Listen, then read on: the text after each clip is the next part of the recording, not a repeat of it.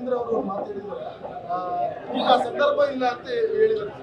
ಈಗ ಮುಖ್ಯಮಂತ್ರಿಗಳ ಬದಲಾವಣೆ ಮಾಡುವಂತ ಸಂದರ್ಭ ಅವ್ರು ಇವತ್ತು ಸ್ಟೇಟ್ಮೆಂಟ್ ಕೊಟ್ಟಿರೋದು ಏನಂತ ಅಂದರೆ ಮಾಧ್ಯಮದಲ್ಲಿ ನಮ್ಮ ತಂದೆಯವರು ಈಗ ಏನು ಇವತ್ತು ಇಷ್ಟು ವರ್ಷ ಅವರು ಅಧಿಕಾರ ಮಾಡಿದ್ದಾರೆ, ಅವ್ರಿಗೆ ಯಾವುದೇ ಒಂದು ರೀತಿ ಕರಪ್ಷನ್ ಇಲ್ಲ, ಹಾಗಾಗಿ ಅವರೇ ಮುಂದುವರಿತಾರೆ ಅಂತ ಅವ್ರು ಹೇಳ್ತಾ ಇದ್ದಾರೆ. ಯಾಕೆಂತ ಅಂದರೆ ತಂದೆ ಪರವಾಗಿ ಮಗ ಬ್ಯಾಟಿಂಗ್ ಆಡೋದು ಅದೇನು ತಪ್ಪೇನಿಲ್ಲ.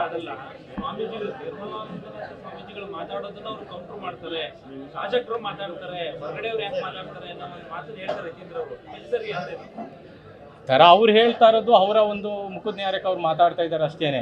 ಈಗ ಸ್ವಾಮೀಜಿ ಅವ್ರು ಮಾತಾಡೋದ್ರಲ್ಲಿ ಏನು ತಪ್ಪೇನಿಲ್ಲ. ಈಗ ಸಿದ್ದರಾಮಯ್ಯನವ್ರ ಪರವಾಗಿ ಯಾರವರು ಕಾಗಿನೆಲೆ ಮಠ ಸ್ವಾಮೀಜಿ ಅವರು ಮಾತಾಡಿದ್ದಾರೆ ಇವತ್ತು. ಇನ್ನೂ ಒಬ್ರು ಯಾರು ರಾಮಚಂದ್ರನ ಇವರು ಅಂತ ಅವರು ಅಹಿಂದ ಅವರು ಮಾತಾಡಿದ್ದಾರೆ. ಅವರೆಲ್ಲ ಅವ್ರ ಪರವಾಗಿ ಮಾತಾಡ್ತಾ ಇದ್ದೀವಿ. ಅಂದಮೇಲೆ ನಮ್ದು ದೊಡ್ಡ ಸಮಾಜ, ಇಡೀ ಕರ್ನಾಟಕಕ್ಕೆ ಒಕ್ಕಲಿಗ ಸಮಾಜ ನಂಬರ್ 1 ಅಲ್ಲಿ ಇದೆ. ಏನು ಮಾಡೋದಕ್ಕೆ ಆಗಲ್ಲ, ಯಾಕೆಂದ್ರೆ ಅವರು ತಂದೆ ಪರ. ಅವ್ರಿಗೆ ಏನೇ ಮಾಡೋರು ತಂದೆನ ಅವ್ರು ಬಿಟ್ಕೊಡಕ್ಕಾಗಲ್ಲ, ಎತ್ತವ್ರು ಹೆಗಣ ಮುತ್ತಲ್ವೇ, ಹಾಗಾಗಿ ಅವ್ರು ಆ ಥರ ಇದ್ದಾರೆ. ಇರಲಿ ಬಿಡಿ.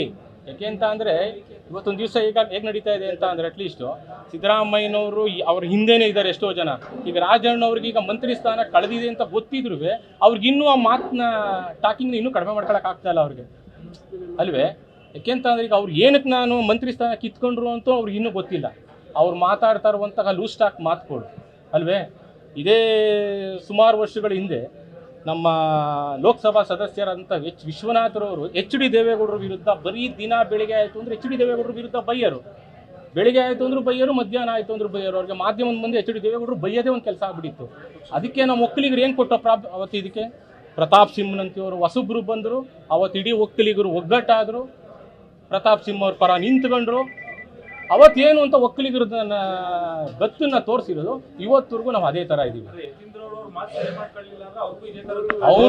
ಅವ್ರಿಗೂ ನಾವು ಇದೇ ಮಾತು ಹೇಳೋದಕ್ಕೆ ಇಷ್ಟಪಡ್ತೀವಿ. ಯತೀಂದ್ರ ಅವ್ರಿಗೂ ಮಾತನ್ನು ಕಡಿಮೆ ಮಾಡಿ.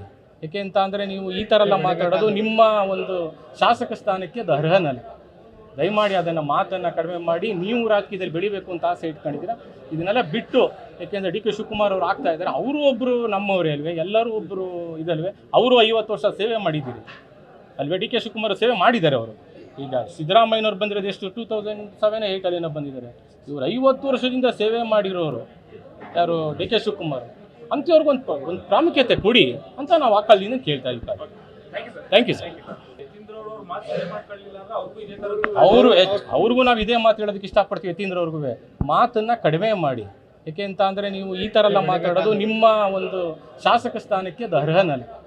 ದಯಮಾಡಿ ಅದನ್ನು ಮಾತನ್ನು ಕಡಿಮೆ ಮಾಡಿ. ನೀವು ರಾಜಕೀಯದಲ್ಲಿ ಬೆಳಿಬೇಕು ಅಂತ ಆಸೆ ಇಟ್ಕೊಂಡಿದ್ದೀರಾ, ಇದನ್ನೆಲ್ಲ ಬಿಟ್ಟು.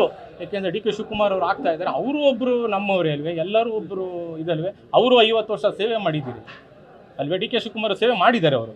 ಈಗ ಸಿದ್ದರಾಮಯ್ಯನವ್ರು ಬಂದಿರೋದು ಎಷ್ಟು 2007-8 ಅಲ್ಲೇನೋ ಬಂದಿದ್ದಾರೆ. ಇವರು 50 ವರ್ಷದಿಂದ ಸೇವೆ ಮಾಡಿರೋರು ಯಾರು DK ಶಿವಕುಮಾರ್.